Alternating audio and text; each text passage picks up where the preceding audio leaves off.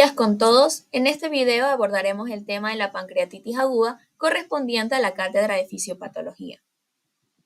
Ahora bien, la pancreatitis aguda es un estado proinflamatorio agudo del páncreas debido a la activación precoz de proenzimas pancreáticas y que puede comprometer tejidos adyacentes y a distancia.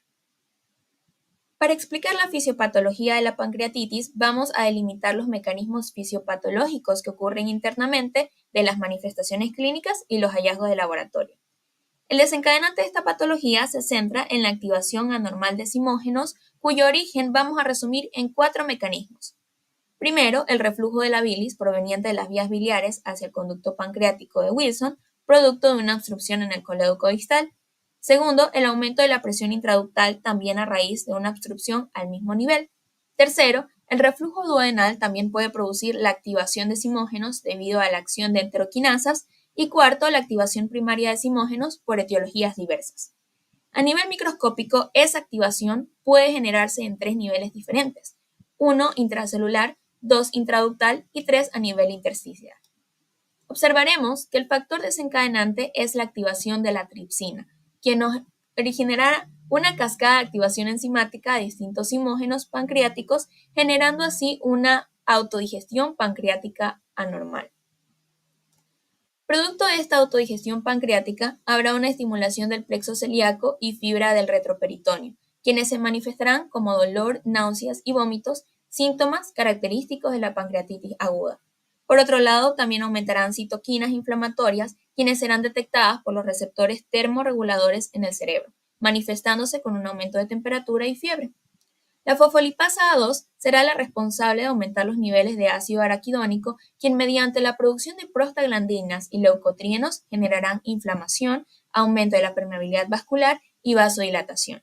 Y mediante estos mecanismos se producirá un estado de hipoperfusión tisular.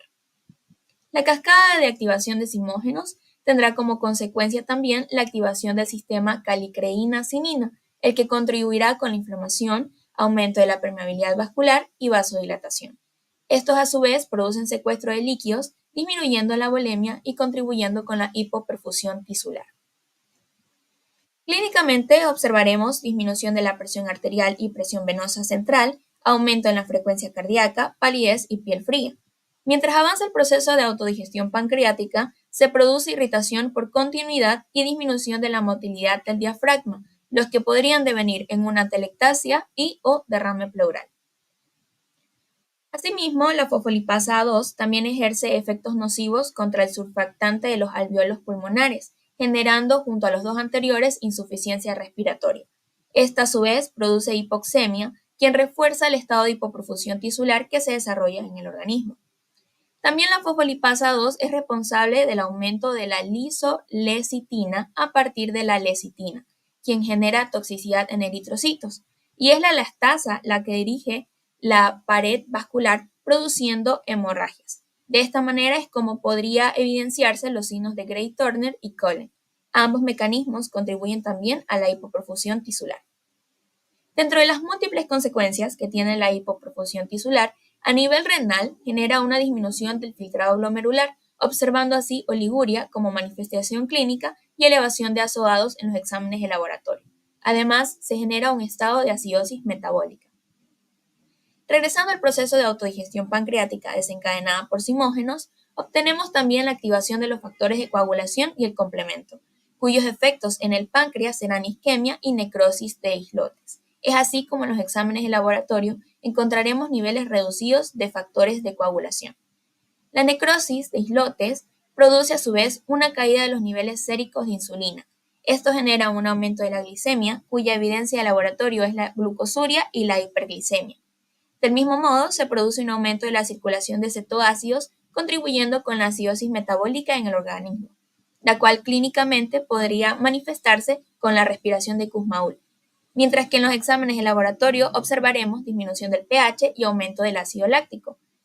También se va a producir un aumento en los niveles de enzimas pancreáticas amilasa y lipasa, con su correspondiente identificación en las pruebas de laboratorio. Además, la lipasa circulante produce necrosis grasa, aumentando la cantidad de ácidos libres grasos, quienes se unen al calcio y el magnesio para formar jabones. evidenciando así un aumento de triglicéridos séricos, hipocalcemia e hipomagnesemia. La hipocalcemia genera irritabilidad neuromuscular, la cual puede evidenciarse clínicamente con hiperreflexia o los signos de Chvostek o Trousseau. Por último, observaremos un aumento en la pérdida de potasio, la cual nos producirá hipocalcemia y reflejándose clínicamente con ilio y distensión abdominal. La etiología principalmente se debe a la patología de la vesícula y vías biliares y al consumo de alcohol. Los porcentajes varían de acuerdo con diversas literaturas y realidades, sin embargo se estima que entre ambas son responsables del 80% de pancreatitis agudas. Entre otras etiologías podemos encontrar a las de origen farmacológico también, o por hipertrigliceridemia. Pero, ¿cómo clasificamos a las pancreatitis agudas? De la siguiente manera. Existen dos tipos de pancreatitis edematosa intersticial y pancreatitis necrotizante. Según la clasificación de Atlanta, tenemos a las pancreatitis leves, moderadas y severas de acuerdo con las complicaciones y disfunción orgánicas. Leves porque no tienen complicaciones ni signos de insuficiencia o disfunción orgánica. Moderada porque ya existen complicaciones, sean locales o sistémicas, y o signo de disfunción orgánica, pero a menor de 48 horas. Y grave porque la disfunción orgánica es mayor a 48 horas.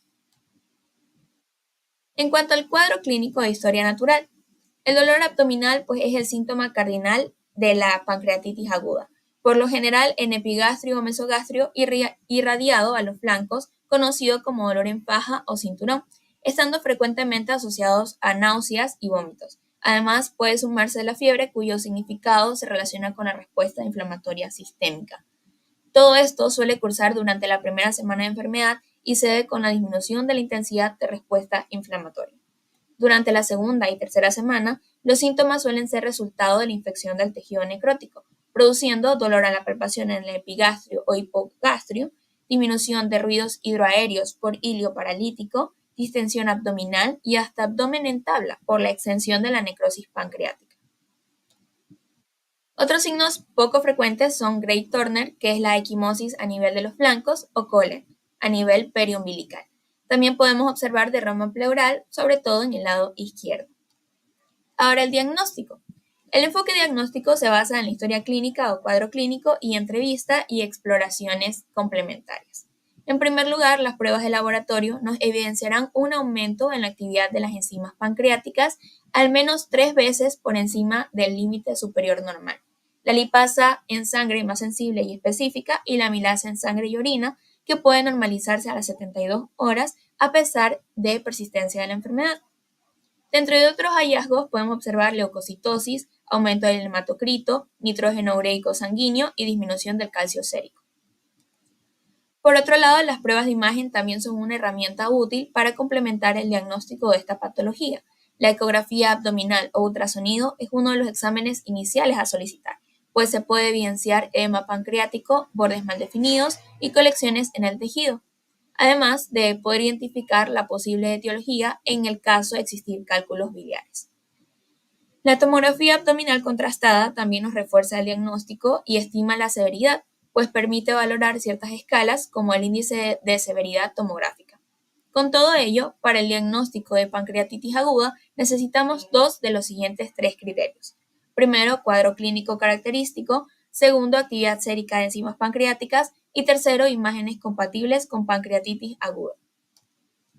El tratamiento o manejo de la enfermedad comienza con la valoración de la gravedad de acuerdo con el volumen de pérdida de líquidos y el grado de disfunción orgánica.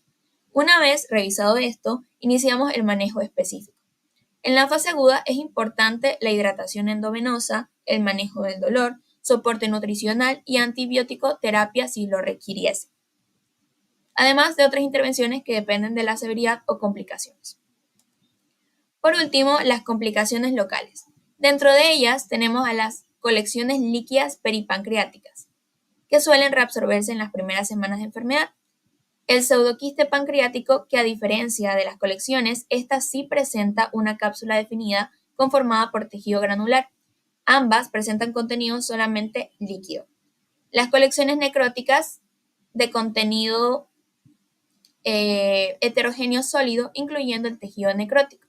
También pueden reabsorberse por completo de acuerdo con el porcentaje de necrosis. Las necrosis encapsuladas son colecciones necróticas que han persistido. Contiene material líquido y sólido de manera heterogénea. Esta está rodeada de una cápsula gruesa que dificulta la probabilidad de reabsorción. Por último, la infección del tejido necrótico, que suele aparecer en la tercera semana de enfermedad y tiene alta mortalidad. Es sospecha en pacientes que no mejoran o empeoran terminada la primera semana de hospitalización. La presencia de gas, densidad de aire en la tomografía contrastada nos da indicios de infección en el tejido pancreático. Por tanto, es necesario el tratamiento antibiótico de elección carbapenems.